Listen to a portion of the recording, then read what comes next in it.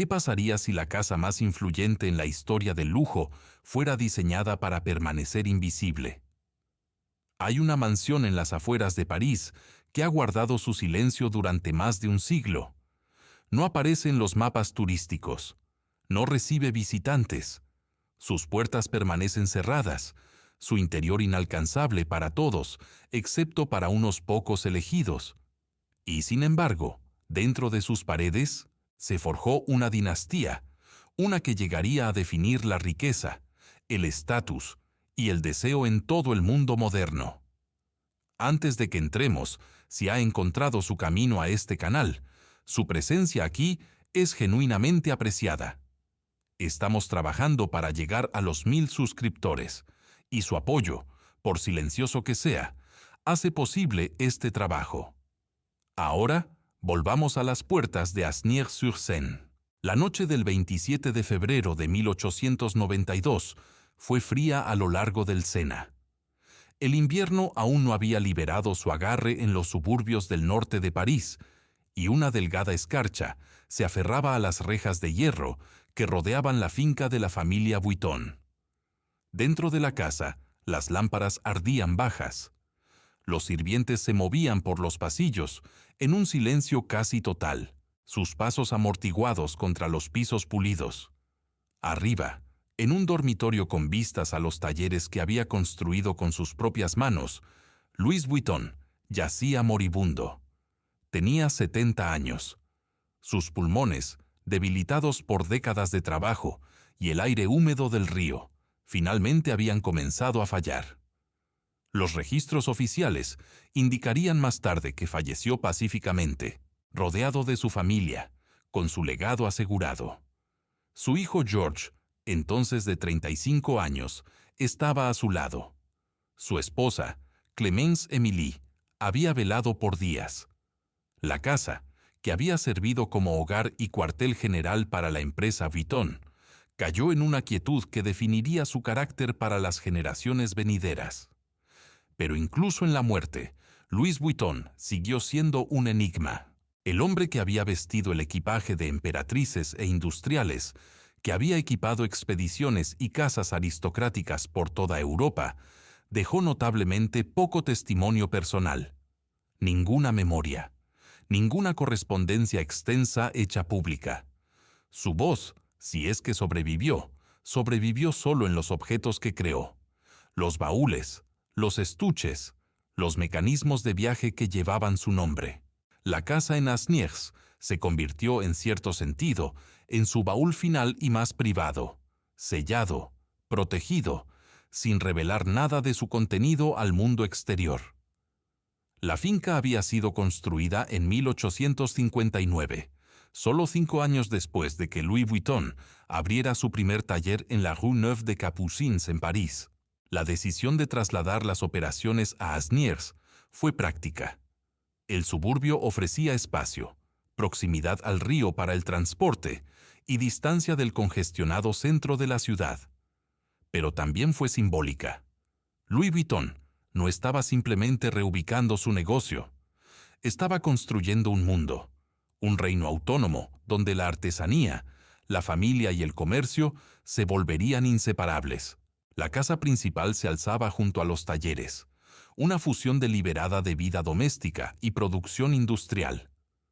Los trabajadores laboraban a la vista de los aposentos privados de la familia. El sonido de los martillos y el olor a lona tratada flotaban a través de los jardines. No había frontera entre el nombre Vuitton y la casa Vuitton. Vivir como un Vuitton era estar perpetuamente rodeado por la maquinaria del propio legado. Este arreglo le convenía a Louis. Era, según todos los informes, un hombre de disciplina obsesiva. Nacido en 1821 en las montañas del Jura, había caminado hasta París siendo un adolescente, llegando sin nada más que ambición y la voluntad de aprender. Se aprendizó con Monsieur Maréchal, un renombrado layetier, dominando el arte de empacar y fabricar baúles. Para cuando se independizó, ya había desarrollado una reputación de precisión, un perfeccionismo casi inquietante que los clientes admiraban o temían. La casa en Asnières fue la culminación de ese perfeccionismo. Cada detalle reflejaba control. La disposición de los talleres, la ubicación de la residencia familiar, la cuidadosa separación de los espacios públicos y privados, todo servía a una visión singular. Louis Vuitton no quería simplemente hacer baúles, quería construir una institución, una que lo superara, una que llevara su nombre a un futuro que no podía ver, pero que pretendía moldear. Y así, en aquella noche de febrero de 1892, cuando Louis Vuitton dio su último aliento, la casa no lloró abiertamente. No hubo anuncios públicos, ni grandes funerales reportados en la prensa. La familia se afligió en privado, detrás de las mismas paredes que siempre los habían protegido. Georges Vuitton asumió el control de la compañía sin ceremonia. Los talleres reanudaron sus ritmos en cuestión de días. El nombre en los baúles no cambió. Nada, desde afuera, parecía diferente en absoluto. Pero algo había cambiado. El fundador se había ido, y con él, el último recuerdo directo de los orígenes de la compañía. Lo que quedaba era un sistema, un mecanismo de herencia, artesanía y secreto que gobernaría a la familia Vuitton durante el próximo siglo. La casa en Asnières, una vez un taller, se había convertido en un santuario. Y los santuarios, por su naturaleza, no están destinados a ser ingresados a la ligera. Georges Vuitton había sido preparado para este momento toda su vida. Desde la infancia, había visto a su padre construir un imperio a partir de lona y madera de álamo. Había aprendido el oficio no como un extraño, sino como un heredero, entrenado en los talleres, educado en los mecanismos, tanto de la artesanía como del comercio. Cuando Louis murió, Georges no dudó. Asumió el papel como si siempre hubiera sido suyo, porque en verdad lo había sido. Bajo Georges, la casa en Asnières se transformó. Los talleres se expandieron. Nuevos edificios se levantaron a lo largo del Sena, cada uno dedicado a una etapa específica de la producción. Las salas de corte, los salones de ensamblaje, los talleres de acabado, todo creció, alimentado por la demanda de una clientela cada vez más global. El nombre Vuitton, ya prestigioso, se convirtió en sinónimo de un tipo particular de riqueza, discreta, duradera, impermeable a las fluctuaciones de la moda. Pero Georges entendió algo que su padre solo había intuido. Entendió que el lujo no se trataba simplemente de calidad, se trataba de control. Control sobre los materiales, sobre los métodos, sobre la percepción misma de la marca. Y así instituyó sistemas que gobernarían cada aspecto de la producción. Nada salía de Asnières sin su aprobación. Ningún diseño se finalizaba sin su firma. Los talleres operaban con una disciplina que rozaba lo monástico. Cada artesano sujeto a códigos de conducta que se extendían mucho más allá de sus horas de trabajo.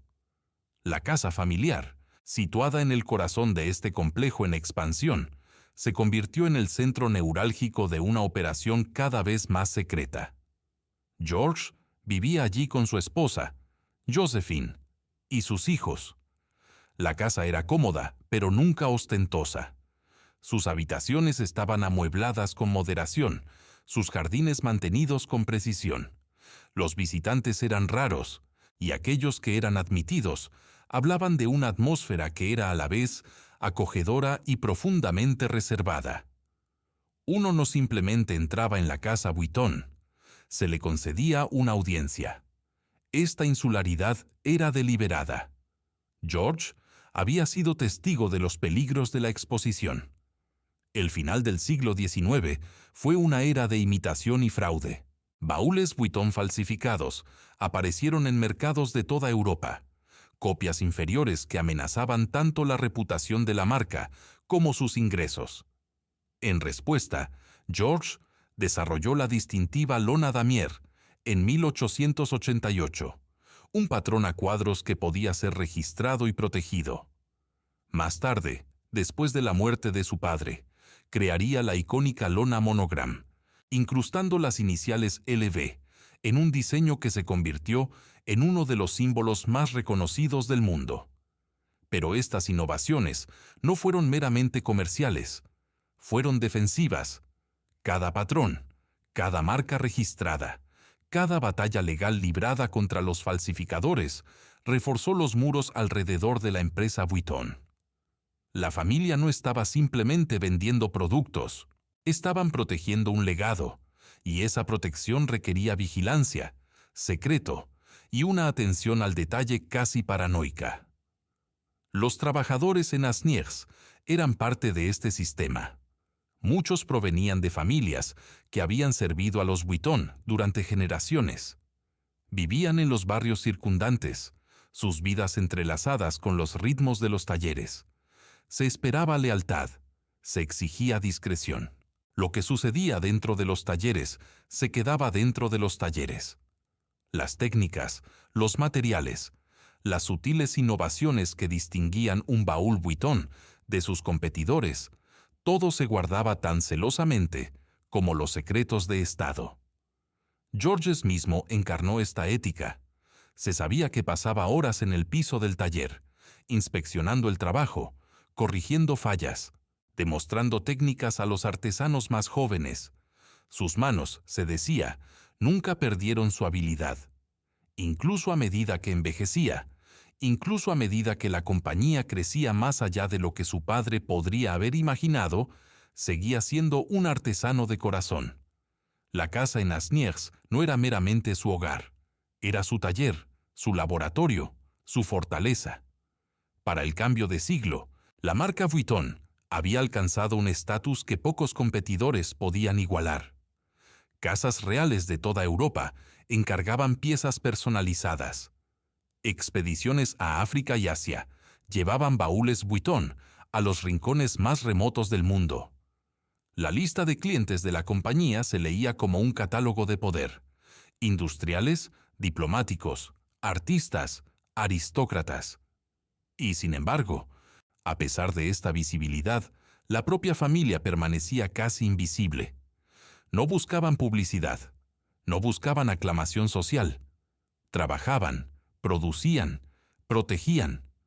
La casa en Asnières se erigió como un monumento a esta filosofía, un lugar donde se creaba riqueza, pero nunca se exhibía, donde se ejercía el poder, pero nunca se anunciaba.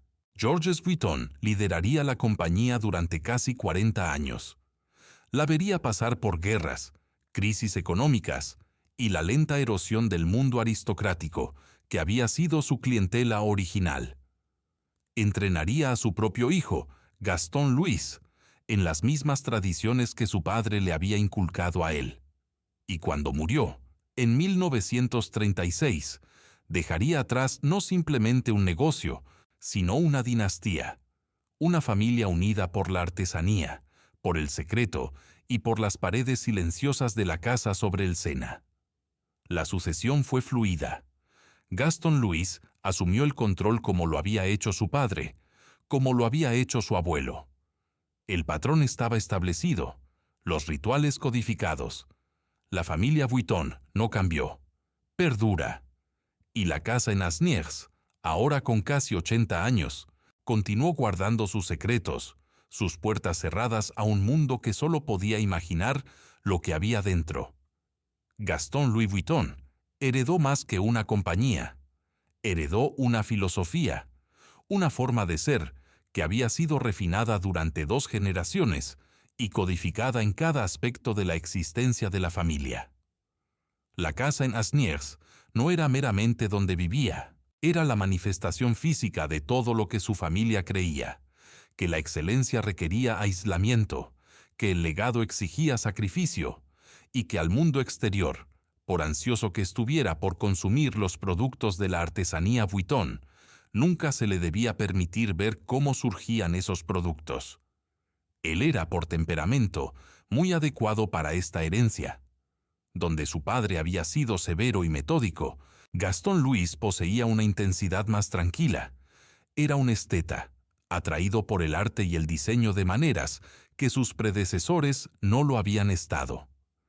Bajo su liderazgo, La compañía comenzó colaboraciones con artistas, encargando piezas especiales que difuminaban la línea entre el equipaje y la escultura. Sin embargo, a pesar de todas sus inclinaciones creativas, nunca se apartó de la doctrina central de la familia. El control lo era todo. El secreto era sagrado. Las puertas de Asnières permanecieron cerradas. Los años de entreguerras pusieron a prueba severamente esta doctrina. El antiguo orden aristocrático, que había sostenido a la clientela Vuitton, se estaba desmoronando. La revolución había barrido la corte rusa. La Gran Guerra había diezmado a la nobleza europea.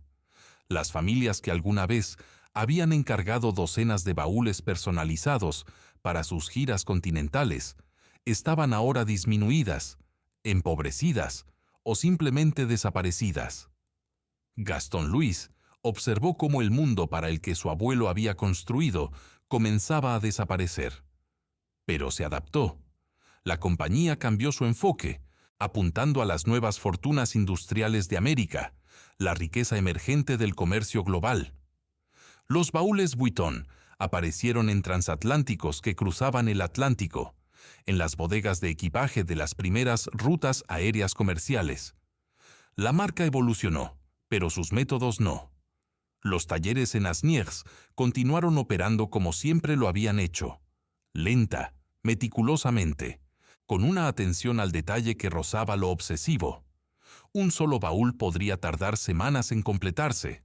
No había atajos ni compromisos. La calidad no era negociable. Esta rigidez tuvo un costo. Los competidores, menos cargados por la tradición, se movieron más rápido. Adoptaron nuevos materiales, nuevas técnicas de fabricación, nuevas formas de marketing. El mercado del lujo estaba cambiando, volviéndose más ruidoso, más visible, más democrático. Gastón Louis se resistió a estos cambios. Creía, como lo habían creído su padre y su abuelo, que el verdadero lujo era inherentemente exclusivo. No podía ser producido en masa. No podía ser anunciado como jabón o automóviles. Tenía que ser descubierto, buscado, ganado. La casa en Asnières encarnaba esta filosofía. Seguía siendo un lugar de peregrinación para los iniciados, clientes que habían demostrado su valía, coleccionistas que entendían la herencia, periodistas que habían sido cuidadosamente examinados y aprobados. Pero para el público en general no existía. No había visitas guiadas, ni días de puertas abiertas, ni vistazos detrás del telón. La familia Vuitton vivía y trabajaba en un mundo al que la mayoría de la gente no podía acceder, y esta inaccesibilidad era en sí misma una forma de poder. Dentro de la familia, sin embargo, las tensiones bullían. Gastón Louis tenía hijos, pero la cuestión de la sucesión nunca fue simple. El camino de los Vuitton exigía un compromiso total, una voluntad de subsumir los deseos individuales en el proyecto colectivo de la empresa familiar. No todos los nacidos en la familia poseían esta voluntad. Algunos se irritaron ante las expectativas, otros simplemente se alejaron, buscando vidas sin la carga del nombre. Estas fracturas nunca se discutieron públicamente.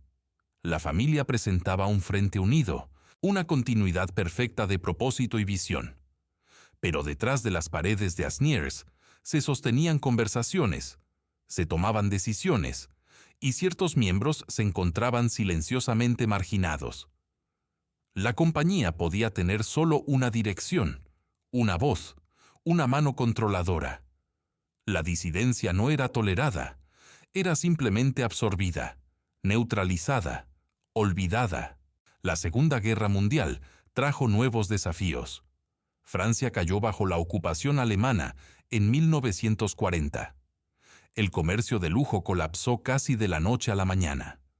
Los talleres en Asnières, como gran parte de la industria francesa, se enfrentaron a una elección imposible: colaborar con los ocupantes o cesar las operaciones por completo.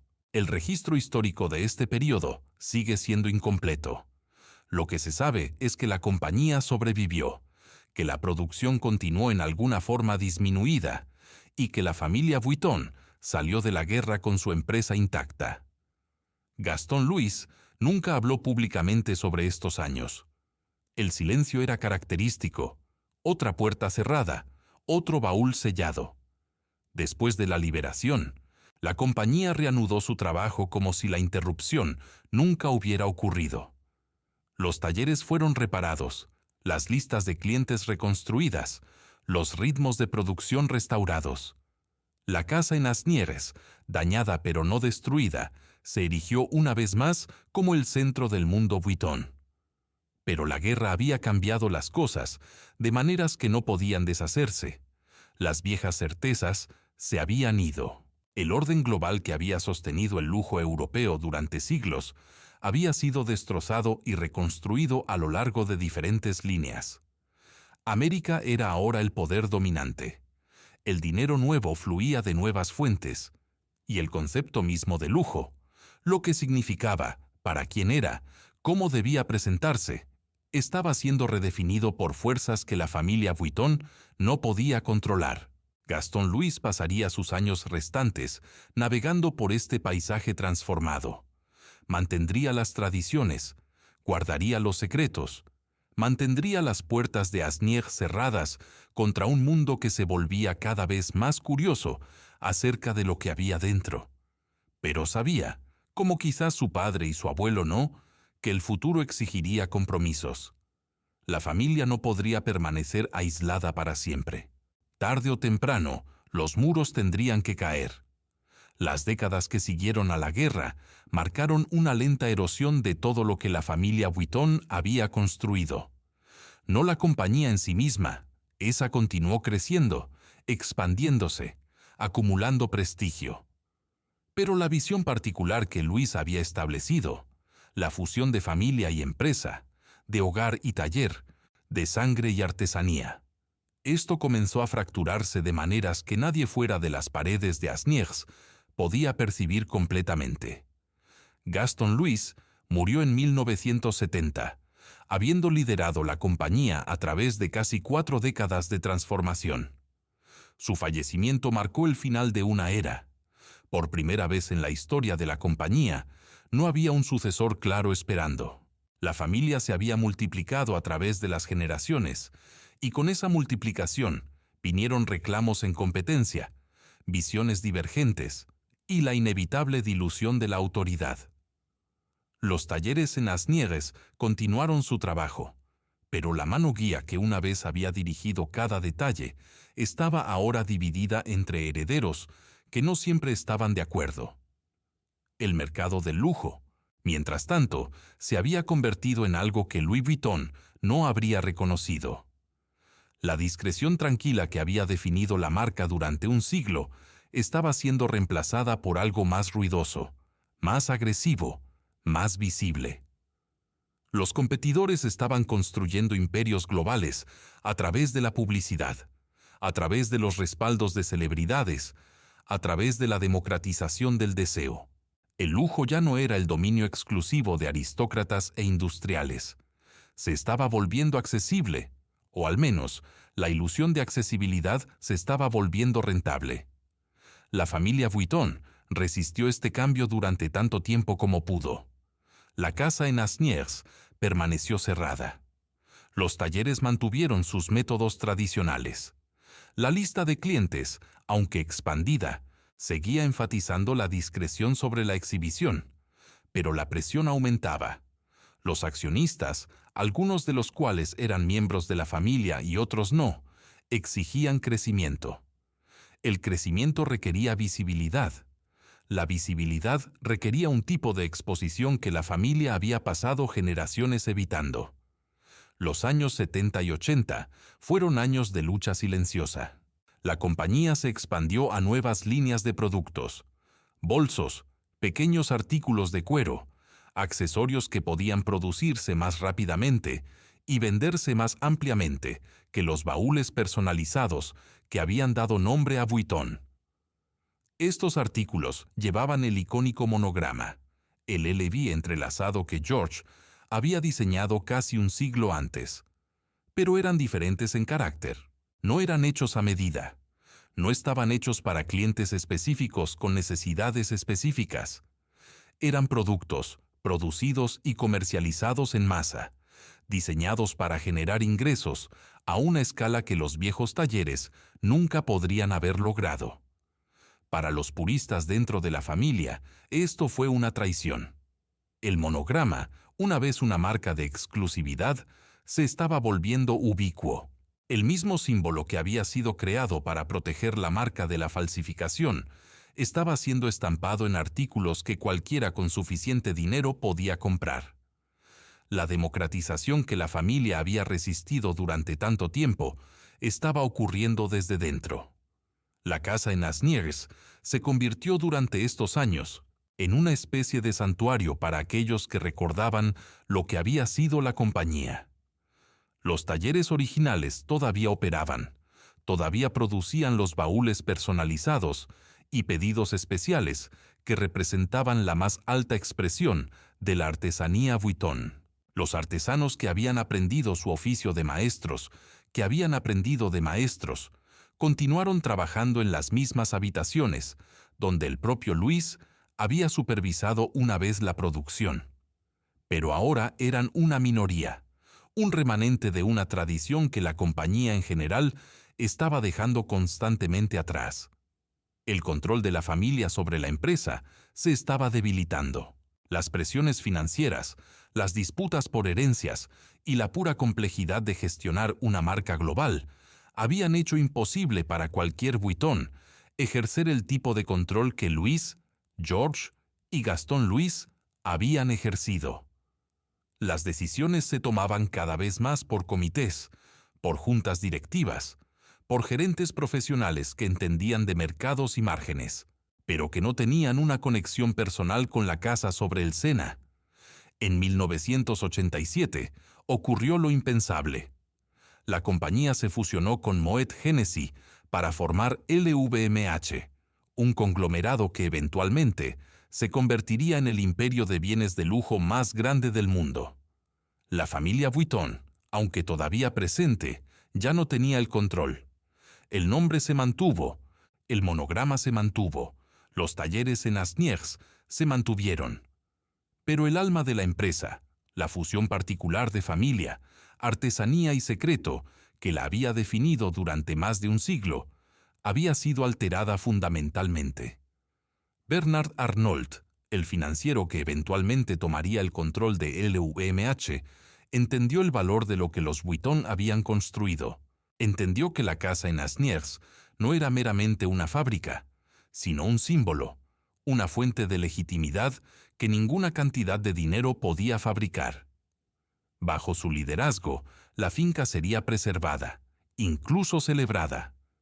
Pero sería preservada como un monumento, no como un centro vivo de vida familiar y producción. Los propios Vuitton retrocederían gradualmente de la vista, su papel reducido de propietarios a custodios, de gobernantes a reliquias. La ironía no se perdió en aquellos que recordaban las viejas costumbres. Louis Vuitton había construido su casa para proteger su legado del mundo exterior. Había cerrado sus puertas, guardado sus secretos, mantenido su aislamiento a través de las generaciones, y al final, el mundo exterior no había derribado esas puertas, simplemente las había comprado. La casa en Asnières entró en el siglo XXI como una paradoja. Era más famosa que nunca, pero más inaccesible de lo que había sido incluso en la época de Louis Vuitton. Los talleres todavía operaban, los artesanos todavía laboraban, los baúles todavía emergían, llevando el monograma que se había convertido en uno de los símbolos más reconocidos en la Tierra. Pero la familia cuyo nombre adornaba cada producto se había convertido en fantasmas en su propio hogar. LVMH, bajo la dirección de Bernard Arnault, reconoció la importancia estratégica de la finca. En una era en la que las marcas de lujo competían no solo en calidad, sino en narrativa, la casa en Asnières ofrecía algo que no podía ser replicado: autenticidad. Aquí estaba el lugar real donde Louis Vuitton había vivido y trabajado. Aquí estaban los talleres originales, las herramientas originales, Las técnicas originales transmitidas a través de generaciones. En un mercado inundado de herencia manufacturada, este era el artículo genuino. La compañía invirtió fuertemente en la preservación. La casa principal fue restaurada para reflejar su grandeza del siglo XIX. Los talleres se mantuvieron como espacios de trabajo, no como exposiciones de museo. Los artesanos continuaron produciendo pedidos especiales, baúles personalizados para clientes cuyos nombres nunca se revelaban, piezas que podían costar más de lo que la mayoría de la gente ganaba en un año. La tradición continuó, pero continuó bajo una nueva dirección. El acceso a la finca se volvió, si acaso, más restringido que antes. Donde una vez la familia había controlado la entrada a través de relaciones personales y redes sociales, ahora el acceso se gestionaba a través de protocolos corporativos. Ocasionalmente se permitía la entrada a periodistas, pero solo bajo condiciones cuidadosamente controladas. Los fotógrafos capturaban imágenes que eran aprobadas antes de su publicación. La casa aparecía en revistas de lujo y documentales, siempre presentada de la misma manera. Reverente, admiradora, desprovista de perspectiva crítica. Esta visibilidad controlada servía a un propósito. Recordaba al mundo que detrás del imperio global, de boutiques y productos de marca, existía un lugar real con una historia real. La casa en Asnières se convirtió en una especie de relicario, un espacio sagrado que santificaba todo lo que la marca producía. Los clientes que compraban un bolso en Tokio o Nueva York no estaban simplemente comprando cuero y herrajes. Estaban comprando una conexión con esta casa, con esta historia, con los talleres silenciosos sobre el Sena. Pero la conexión era cada vez más abstracta. La gran mayoría de los productos Vuitton ya no se fabricaban en Asnières. La producción se había dispersado hace tiempo a instalaciones en toda Francia y más allá, fábricas que operaban con eficiencia industrial en lugar de paciencia artesanal. El monograma que aparecía en millones de bolsos, carteras y accesorios era el mismo monograma que George había diseñado, pero las manos que lo aplicaban ya no eran las manos de artesanos entrenados a la antigua usanza. La propia familia se había dispersado. Los descendientes de Louis Vuitton vivían vidas tranquilas, algunos involucrados periféricamente con la compañía, otros completamente alejados del negocio que llevaba su nombre. Eran ricos, cómodos, aislados de las luchas ordinarias de la existencia. Pero ya no eran poderosos. Las decisiones que daban forma a la marca, qué productos lanzar, a qué mercados entrar, qué colaboraciones perseguir, se tomaban en salas de juntas, no en el hogar familiar. Los Vuitton se habían convertido en accionistas, no en administradores. Ocasionalmente, para aniversarios significativos o lanzamientos de productos, la casa se abría a invitados selectos. Estos eventos eran orquestados con precisión teatral. Los invitados eran transportados desde París, guiados a través de las habitaciones restauradas. Se les mostraban los talleres donde los artesanos demostraban técnicas tradicionales. Veían los baúles originales, los artefactos históricos, las fotografías de Louis y George y Gaston Louis. Se iban con la sensación de haber tocado algo auténtico, algo real. Lo que no veían era igualmente significativo. Los aposentos privados de la familia permanecían cerrados. Los archivos, que contenían correspondencia y registros acumulados durante generaciones, eran accesibles solo para investigadores aprobados. Los acuerdos financieros, las estructuras corporativas, la compleja red de propiedad y control que gobernaba la marca, todo esto permanecía oculto detrás de las mismas paredes que siempre habían protegido los secretos de Vuitton.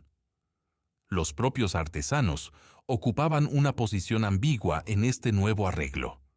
Por un lado, sus habilidades eran celebradas, su trabajo exhibido como evidencia del compromiso de la marca con la artesanía. Por otro lado, se habían convertido en artistas.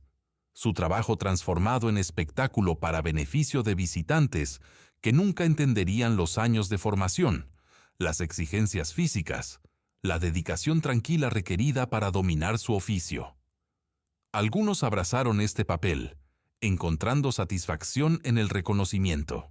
Otros lo resentían, sintiendo que su artesanía había sido reducida a entretenimiento. Los talleres continuaron produciendo, pero la naturaleza de la producción había cambiado. Los pedidos especiales todavía llegaban, solicitudes de piezas personalizadas que empujaban los límites de lo posible con cuero, lona y madera. Estas comisiones provenían de clientes cuya riqueza se medía no en millones, sino en miles de millones. Individuos para quienes un baúl Vuitton, hecho a medida, era simplemente otra adquisición, en una vida definida por la adquisición. Los artesanos cumplían estos pedidos con el mismo cuidado que siempre habían aplicado, pero la relación había cambiado. Ya no eran artesanos que servían a mecenas. Eran empleados que servían a una marca. El vecindario circundante también se había transformado. Asnières-sur-Seine, una vez un tranquilo suburbio industrial, se había vuelto cada vez más aburguesado. Los valores de las propiedades aumentaron a medida que la Asociación Vuitton agregaba prestigio a la zona. Llegaron nuevos residentes, atraídos por la proximidad a París y el caché de vivir cerca de la famosa finca. Los antiguos cuartos de los trabajadores, donde generaciones de artesanos Vuitton habían criado a sus familias, fueron renovados en apartamentos caros. La comunidad que había sostenido los talleres durante más de un siglo se estaba dispersando gradualmente, reemplazada por profesionales sin conexión con el comercio del cuero. Dentro de la casa, el tiempo se movía de manera diferente. Las habitaciones permanecían amuebladas, como lo habían estado en la época de Gaston Louis, una ilusión de continuidad cuidadosamente mantenida. Fotografías de los fundadores vigilaban espacios que ya no reconocerían. El monograma aparecía por todas partes, en paredes, en muebles, en objetos tanto funcionales como decorativos. Era imposible olvidar, incluso por un momento, de quién era esta casa. La marca era total, absoluta, ineludible. Los visitantes a menudo comentaban sobre la atmósfera. A pesar de las multitudes, a pesar de las visitas guiadas y las demostraciones escenificadas, había algo melancólico en el lugar. Quizás era el conocimiento de que la familia ya no vivía allí. Quizás era la sensación de historia preservada, pero no continuada. Quizás era simplemente la conciencia de que lo que estaban viendo no era un hogar, sino un monumento, un lugar donde la vida había ocurrido, pero ya no ocurría. Los descendientes de Vuitton, aquellos que seguían conectados con la compañía, aparecían ocasionalmente para funciones ceremoniales, posaban para fotografías, hacían breves comentarios sobre la herencia y la tradición, luego se retiraban a las vidas privadas que habían construido lejos del foco de atención. Eran custodios de un nombre que ya no les pertenecía, herederos de un legado que podían admirar pero no controlar. La casa en Asnières era suya solo en la memoria. Las puertas de Asnières todavía se alzan donde Louis Vuitton las colocó hace más de un siglo y medio. Han sido repintadas, restauradas, reforzadas contra las presiones del tiempo y el clima. Pero siguen siendo puertas, barreras entre el mundo que quiere ver y la casa que fue construida para permanecer invisible. Esta tensión fundamental, establecida por el propio fundador, nunca se ha resuelto. Solo ha sido gestionada, negociada, explotada. Hoy, la finca existe en un estado de animación suspendida. Los talleres producen, los artesanos laboran, los visitantes llegan y se van, llevando consigo impresiones cuidadosamente calibradas por estrategas corporativos. El monograma prolifera a través de los continentes, apareciendo en productos que van desde lo exquisito hasta lo mundano. El nombre Louis Vuitton se ha vuelto tan ubicuo que casi ha dejado de referirse a una persona en absoluto. Es una marca, Un símbolo, una abreviatura de un tipo particular de aspiración. La familia no ha desaparecido por completo. Los descendientes todavía llevan el nombre, todavía navegan por la peculiar herencia de nacer en un legado que no crearon y no pueden controlar. Algunos han hecho las paces con esta condición, otros han buscado la distancia, construyendo identidades separadas del peso del monograma. Sus historias permanecen en gran parte no contadas, protegidas por la misma cultura de discreción que siempre ha definido el camino de los Vuitton. Lo que el propio Louis Vuitton haría de su legado es imposible de saber. El hombre que caminó hasta París como un adolescente sin un centavo, que construyó un imperio a partir de lona y ambición, que construyó una casa para albergar a su familia y sus secretos, este hombre dejó atrás objetos, no testimonio. Sus baúles sobreviven en museos y colecciones privadas, todavía funcionales después de más de un siglo. Sus técnicas persisten en manos de artesanos que nunca lo conocieron. Su nombre aparece en edificios y productos e informes corporativos. Pero su voz es silenciosa. La casa en Asnières guarda su propio consejo. Detrás de sus paredes, el pasado y el presente coexisten en una alianza incómoda. Los talleres originales se encuentran junto a instalaciones modernas. Los retratos familiares vigilan habitaciones donde ningún miembro de la familia ha dormido en décadas. Los jardines, una vez el refugio privado de los Vuitton, ahora sirven como telón de fondo para fotografías que aparecerán en revistas y redes sociales de todo el mundo. No hay un final para esta historia, ningún capítulo final que resuelva las contradicciones o emita un veredicto. La casa permanece, el nombre perdura. Las puertas se abren para algunos y se cierran para otros, como siempre lo han hecho. Lo que comenzó como la visión de un hombre sobre la artesanía y la familia se ha convertido en algo mucho más grande, mucho más complejo, mucho más ambiguo de lo que él podría haber imaginado. El Sena sigue fluyendo más allá de Asnières, como lo hizo cuando Louis Vuitton eligió por primera vez este sitio para sus talleres. El agua no lleva